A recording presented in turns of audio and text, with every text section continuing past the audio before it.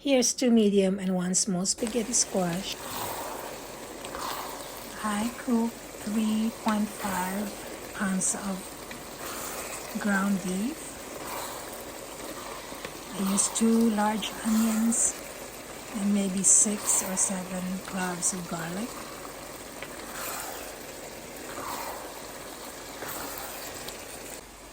And I diced around 8 large tomatoes. There it is. I dice it really tiny so that I don't have to peel off the skin. And then I took out half of the beef since it's too much. And I just reserved that beef for another dish later on. And I put in all the diced tomatoes.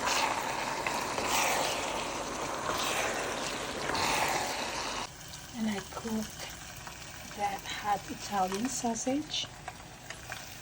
I tried to make it as straight or as flat as possible with just so tiny oil. There's barely any oil in there. Here is the fried hot Italian chicken sausage. I'm gonna slice it. I've sliced it. I'm gonna put it in here. The beef and the tomato.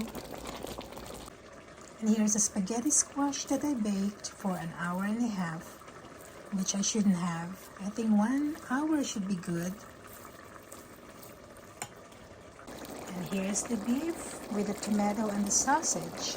And I want it to taste cheesy and creamy, so I'm gonna add a bottle of Alfredo.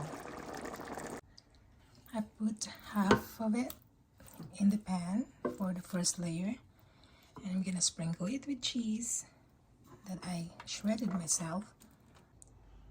You then add the rest of it.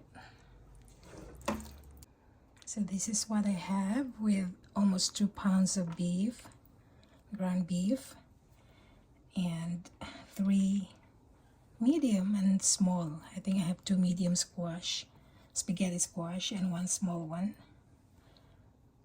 and a bar of cheese, a small bar. I like to use spaghetti squash instead of the pasta. It's healthier.